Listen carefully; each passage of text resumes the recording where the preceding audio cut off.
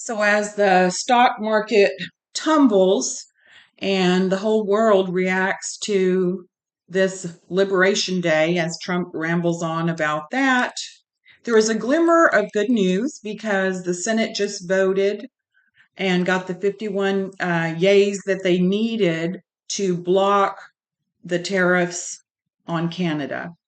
The declaration of a national emergency based upon all kinds of falsehoods. Trump noted that all these 250% tariffs on dairy from the US, what that is a quota.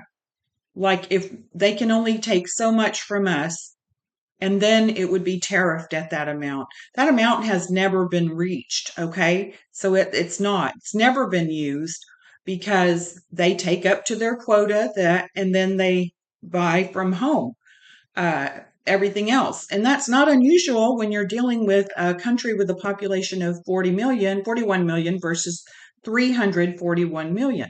It's not unusual to do those kind of protective tariffs so that people buy enough from you that supports your country's produce production, which is fine here too, as I explained before in the tariff video. But when you start tariffing things just left, right, I mean, just this obligatory 10% on everyone, we were running surpluses with like the UK and Australia and some other places that now we've just thrown a 10% tariff in with them too.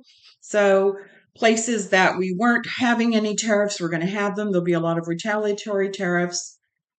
The people will pay. So all tariffs that we put forward are paid in this country by this country's citizens.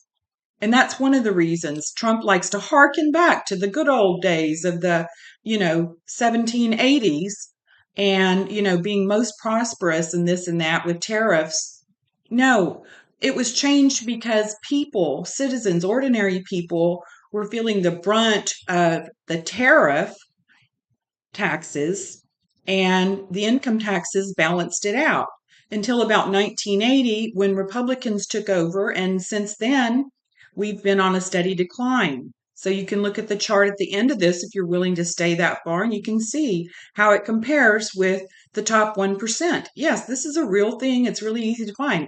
So problems and wars, tariff wars, all of these problems and emergencies are just created. They were just created by Trump, and he's giving false solutions. So this is not a solution. This will crash the economy. I predict the economy will fully crash. The people who will come out on top and be okay are the ones you already know, and that will be the big tech people like Musk. This not only will have a traumatic effect on the US economy, but on the global economy, because the ultimate goal is global currency, cryptocurrency. And you can come back to this. That's my prediction. That's where we're going. That's what they want from it. So, were trans people the problem? Absolutely not. Are immigrants the problem? No, there's no emergency there. It's really easy to look for the violent crime numbers during Biden's administration and this open border, which was never open, just like woke. Those are just words they like to throw out. And if they say them enough times, people just go along with it. So we didn't have a problem with violent crime. It was actually, but not that we've always had some problem with it. It declined during the administration, particularly during the end in 24. DEI is not the problem, never was. Our allies have not been the problem. We've been working on those relationships that are currently being destroyed. Intelligence is not being shared. And who would want to? Is Social Security completely hopelessly broken? No, they've never missed a month of payments in the 90 years it's been here. It did need help. And it's at a 50-year low. Like 50 years ago, there were more people working in Social Security to keep it going properly than now with all the boomers, 10,000 new people every day being added. So when you close offices, are all around, they have 47 planned to close. They crashed the Social Security website 4 times in, I think, the first 18 days of March. So they've created, again, a problem, and the solution will be to privatize it for profit.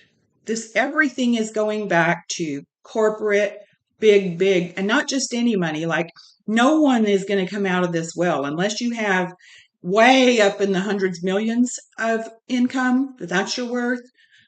We're all screwed. So the fentanyl in Canada, another lie. There are less than 1% of the fentanyl that comes into this country comes across the Canadian border. And they did go and put $1 billion at that and beef it up to make sure, because not that it was necessary, but because Trump insisted on it, they've done everything they were asked to do. But at least we have this so that Trump will be blocked and not be able to do to Canada what he's doing to everyone else. That is a buffer. That'll be helpful. So when all is said and done, the big tech billionaires will be okay. China will be okay because they've been growing and growing as we've been declining, and people don't like to look at that. But if you look at the real numbers, the U.S. The dollar's been declining, the productivity's been declining. When Trump took office, we were looking at according to the Atlantic Fed prediction, about a 3.7 to 8% growth.